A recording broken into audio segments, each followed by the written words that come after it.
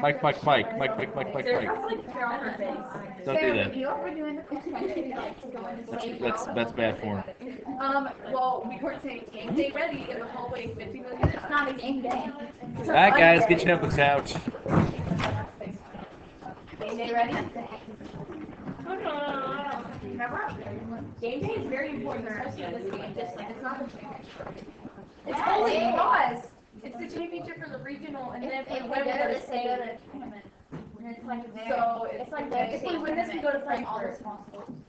And then Go to state's pretty awesome. If we win this, we go to state in Frankfurt Wednesday morning. Okay, I would be more excited if you were actually. This tonight decides if we do or not. wait, if you go to state, does the whole school need to go? Yeah. Yeah, the whole school. Because so I remember when I was in like third grade, and my mom works at Aircoy, and then the girls team went to Sweet 16, so I guess it's school one day. Yeah, we'll do and Sweet 16. I went, and like the whole entire school went and cheered them on. It was so awesome. It was awesome. I'm excited. You should be. By the way, this would be Chapter 8, Section 3, Part 1. Section 3, Part 1. You got it. You see, the thing is that chapter kind of breaks two very important things into, like, or rather, makes two very important things and jams them together, and that's not really very useful for us. So I'm focusing on Germany first, and then we'll look at it.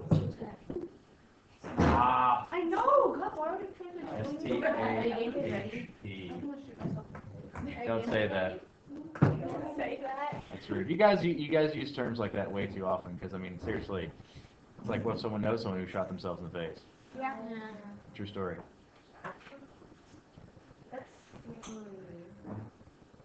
And to say it, that happens, and it's sort of like people saying like, oh, I'm so OCD. It's like people's lives are ruined by that, It's just like you're like, I'm so tired. I'm such a cancer patient today. Because it's kind of, I've never heard I know, I've never heard that. Why would someone say that? That's because it's the same thing as saying stuff like, I'm so OCD. It's a disease, We just make light of things, and you're not thinking about that, So like how people like in politics are like, you're such a Nazi. It's like, the guy said he wants tax breaks for group people. That doesn't mean he's killing people en masse. Let's calm down, crazy. So, it's just a thing to think about. All right, so here's some words you need to know. Cray cray. You're going. You're going a little cray cray. my modern teachers always said that.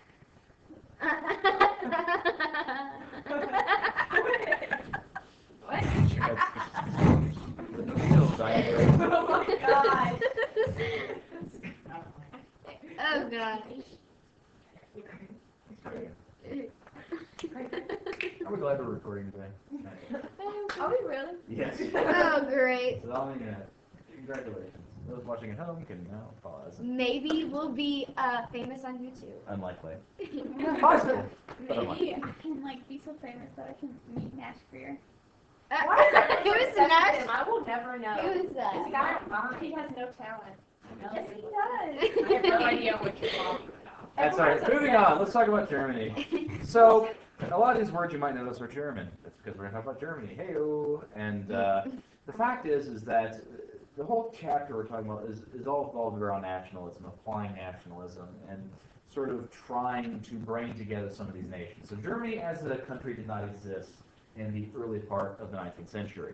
What we're going to see is the process by which it comes from a collection of independent states to emerge as one of the world powers at the end and beginning of the 20th century. So, without further ado, let's talk about Napoleon. This would be Napoleon Bonaparte.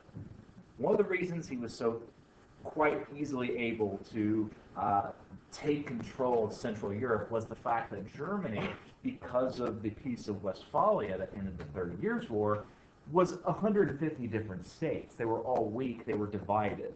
So at the end of the Napoleonic Wars, the council, basically the coalition, decided that Germany needs to be made stronger, so that in the event that a Napoleon were to rise from France again, they would have to go through a much stronger Germany and give the rest of the coalition time to then mount their forces and counterattack. So we had the creation of the German Confederation, 5 states, the strongest of which was Prussia. Now Prussia would really like to unify all of Germany and emerge as sort of like a super German state, But in order to do that, they're going to have to do a few things first. Part of the thing is going to be the expansion of this idea of a German people, nationalism, German nationalism, pride in one nation, desiring one nation, all these things into one German state. And then also starting in small baby steps. You see, we're going to start off economically. In 1830s, Prussia created the Zollverein, which was essentially a free trade agreement, sort of like NAFTA or Mercosur or even the European Union. It's a step towards unity that doesn't involve going too far too fast. We're going to set up a country later. Right now, we're interested in getting everybody working together politically, and the easiest way to do that is trade. Everybody loves trade. Trade, brings money and brings new goods. There's really no downside to trading. Trade agreements are an easy way to get people to work together. And so this is beginning a process. Furthermore, we see Germany kind of emerging as a, not quite totalitarian state, but certainly one that is very much invested in the power of the state. So what I mean by that, in 1848, the people of Prussia offered the throne to Frederick William IV, and he actually denied it. Reason being that he said he wasn't going to accept the throne from the gutter. He wasn't going to accept a throne from those who were beneath him. He wanted power for himself, only given to himself. And in the end, we're going to see this trend sort of continue. Now, another important event is in 1862, Otto von Bismarck is made Chancellor. Chancellor is sort of like Prime Minister.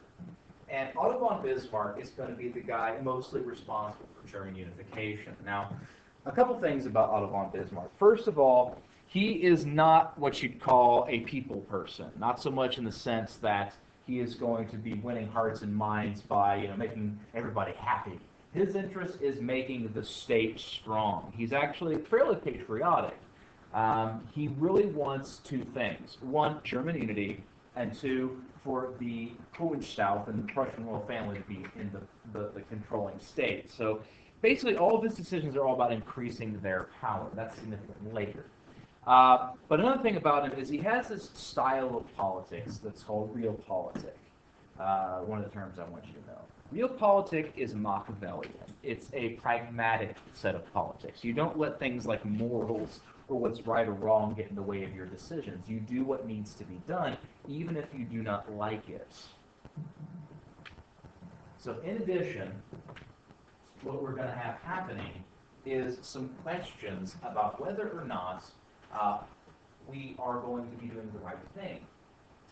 And the fact is through realpolitik, we don't care whether it's morally right. What we care about is if it's best for the state. And that's significant because he does a lot of things that aren't really nice things. For instance, he breaks treaties. He'll make an agreement with a country and then break it almost instantly whenever it no longer suits his fancy. In other cases, though, he keeps treaties even though other people might not like it because, frankly, it's what the state needs. Just keep this in mind. It's pragmatism more than anything else. This is actually what Otto von Bismarck looked like. Another thing we see about this, first of all, fantastic mustache. Love that. But also, the helmet he's wearing. Does it look familiar at all? Spot on. Full marks. It's Roman. It's a Roman helmet. The exception, though, is, of course, it doesn't have cheek plates, and instead of the horsehair comb, it's got a spike. Now, the reason for that is the spike is supposed to symbolize the pikes in the army. It's very aggressive helmet. Not like stabbing you out of your helmet. That would be silly. And in fact, it's a terrible helmet design for modern warfare because, it leaves all your face exposed and you just shoot the dude with a gun and they're dead. So they ended up changing the helmet designs a little bit more. Not that you're really worried about getting shot in the face with a helmet, but you get what I'm saying. Anyhow, one thing also was kind of weird though is he always struck me as looking very familiar to. I don't know if you guys watch this TV show or not, but kind of, Can I see it? That's like Jamie Hyneman. Anyways, but I know, right? But some examples of this. In 1863, Prussia invaded Schleswig-Holstein while having an agreement with Austria, a treaty, and in 1866, when those wars ended, they made treaties with them and then invaded Austria. So basically, he's invading anywhere that has territory he wants and just shoring up his borders. He's also an excellent planner. He understood the needs of a military. He understood the needs of having a solid infrastructure and all the logistics behind it. So, for instance, he would plan wars before they even happened. So he knew that in the event that a fight broke out, we're going to plan A, boom, go. There's no debate, there's no getting ready, it's just go. And that meant he had an advantage in any wars that broke out. For instance, in the Franco-Prussian War, which breaks out in 1870, he's already got everything placed and ready to go, so that when the war does break out, he's able to move his army faster than the French army can, and basically the war is over before it's even begun. In fact, the Franco-Prussian War lasted something like 4 to 6 weeks. I mean, we're talking a humiliating loss for France. Well, let's get to the particulars first. France and Prussia basically were competing for territory. Part of France was 2 territories, the Alsace and the Lorraine, which was actually populated largely, about half, by German-speaking people. So they both sort of had a claim to it. It's the shared border. And Germany wanted it. And so Otto von Bismarck really wanted a war with France, but they had to have an excuse. They can't just invade. Otherwise, it's going to upset some people, especially because we have this balance of power issue. You know, we don't want anybody just being aggressive. So there's concern there. We need an excuse. France, you might recall at this point, is being ruled by Napoleon III. That would be the descendant of Napoleon Bonaparte. And he is really kind of desiring to prove himself as an equal to his grandfather. So this is a situation where he wants to really prove himself. So in order to do so, he also needs an excuse. And something crops up whenever there is a question of succession. I forget which kingdom it is, but basically there was a throne empty, and the Kaiser, who will become Kaiser, Frederick William IV, could have a claim to it. And France, not wanting their enemies to have another powerful base of operations, basically sends a diplomat to tell them, look, we're not going to let you have the throne. So the king, Frederick William, meets him in Berlin and basically is rather curt because he's kind of annoyed and says, look, we have no intention to deal with the issue of the crown, so just kind of leave it at that, leave us alone. And it's just satisfying. So the diplomat sends a message where it is intercepted by Otto von Bismarck. Now he feels this is a good opportunity and doesn't want to slip. So he actually edits the message and cuts out a significant portion and makes it seem like Frederick William was just really insulting the French, just kind of dismisses them out of hand. So this is an excuse for France to declare war, which is what he wanted. So as we said, he was prepared for war, France was not. The war is over very quickly, and they lose the territory of Alsace and Lorraine. This is going to be a humiliating defeat that's going to remain in the French memory for the next 50 years. And that's going to be significant when World War I breaks out, because they're going to use it as an excuse to punish Germany at the end of the war. This is the original message. Don't write it down. You don't have to worry. But basically, here you can see it talks about how they're talking about the Hohenstaufen could have the caricature for the throne that they weren't accepted. Oh, it was in Spain, so there we go. And basically says, no, not worried about it. So you can see how long that message is, yeah? All right, so this is the message that was actually sent, the Ems telegraph. It's much, much shorter. If you look at it, it's much briefer and, again, much more insulting. So, in a nutshell, that's what spurred the war. Now, when Frederick William IV declares himself Kaiser, it's a new title. He becomes instead Frederick William I. So just kind of clarifying that. Now, let's look at this term Kaiser. What does Kaiser sound like? Exactly, that's what it means. It means Caesar. Again, there's this use of imagery. You see, nationalism is an emotional thing. It's a motivation that is predominantly spurred on by history. And they declare that we are a new Reich. This is the second Reich. Reich is German for empire. The first empire being the Roman Empire, which, in truth, has nothing to do with Germany, unless you consider the Holy Roman Empire. The Holy Roman Empire claimed to be a descendant of Rome, and it was based predominantly in Germany. So we're saying we're a continuation of that great empire. We are Rome. And Rome remains a powerful symbol in Western ideology. I mean, to this day, we use it a lot in a lot of the symbolism in our own money and in our words and things like that. You know, heck, for instance, the national symbol, guess what the national symbol of Rome was? It was an eagle. American bald eagle, anybody? Things like that. We are Rome. It's a continuing thing.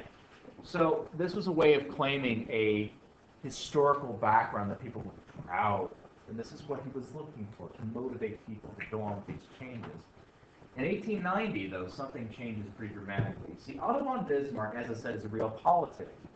And Frederick Wilhelm II, he's grown up in this nationalistic, prideful, new unified Germany, and he really wants to prove himself. So he's kind of warlike. He's a saber rattler. He's the guy who's antagonizing their friends. And Bismarck's like, don't mess with them, like especially England. Don't mess with England. England's a sea power, we're a land power. We have nothing really we want from each other. Let's just leave it at that.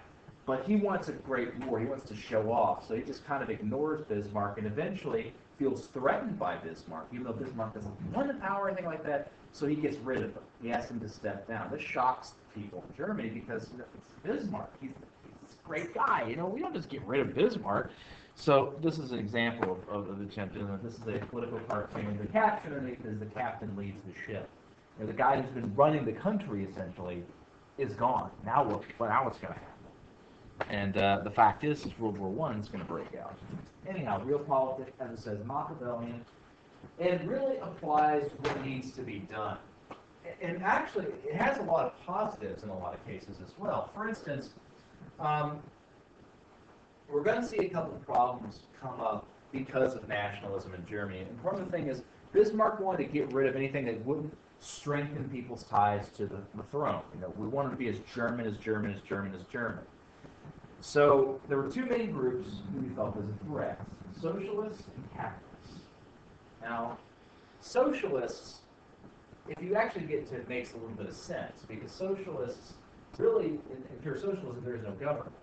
So, I mean, that's a direct threat, so we don't want that. So they started cracking down on them, and basically arresting them, making their lives miserable. The problem is, most socialists were factory workers, and they didn't see it as an attack on socialists, they saw it as an attack on workers.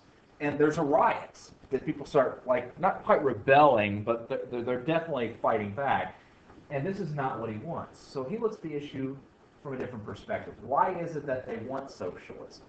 And the answer is, this is from the Industrial Revolution. People's livelihoods were threatened because if you got injured, you were fired. You lost everything. It was a situation where there was no social safety network. Imagine this today. You're fired, you go hungry, you starve, you die. Nowadays, if you're fired and you have no income, there are safety nets in place, welfare, Medicaid, things like that, so you don't just die on the street.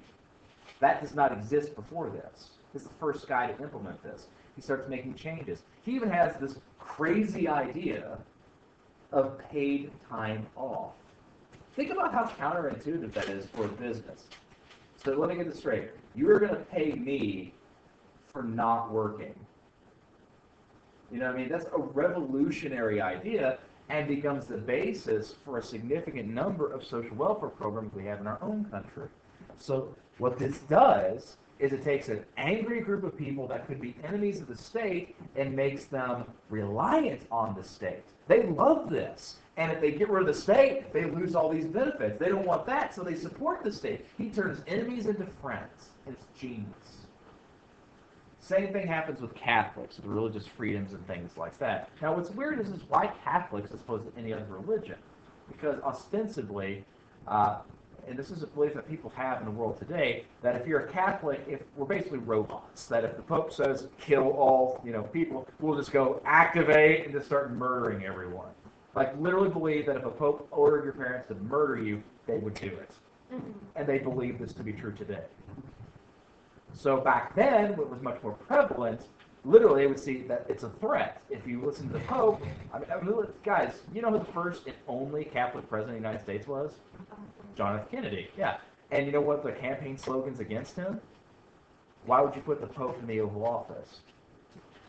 Literally, people believe that the Pope would be calling the shots.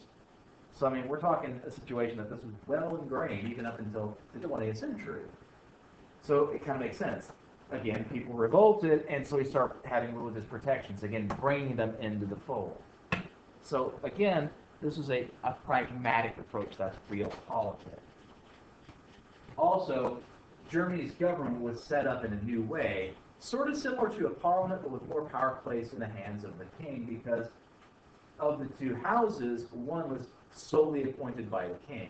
The other was elected a general assembly. So again, it's a strong government based on the king, or in this case, Kaiser, but with some different, again, a balance of sorts. Anyways, talk about culture, the culture struggle, what's going on there. And then Kaiser Wilhelm II developed Germany's navy. Now, this is one thing, he was planning on a war with Britain. Britain has the strongest navy in the world. There's no way in all get out that he's going to create a navy big enough in order to actually be a threat to England, unless we change the name of the game.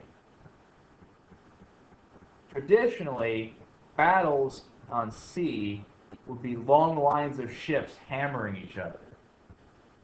But a new technology changes that. A new type of ship, which can take on the largest battleship and get away unscathed without even getting shot at. That type of ship I'm talking about? Mm-hmm. A submarine. Or U-boats, undersea boats. They use torpedoes that attack the bottom, the weakest part of the ship, and are able to do so without the other ship even knowing it's there. Germany's navy starts to rely very heavily on submarines. Again, setting the stage for the conflict that is World War I. Any questions? That's it, guys.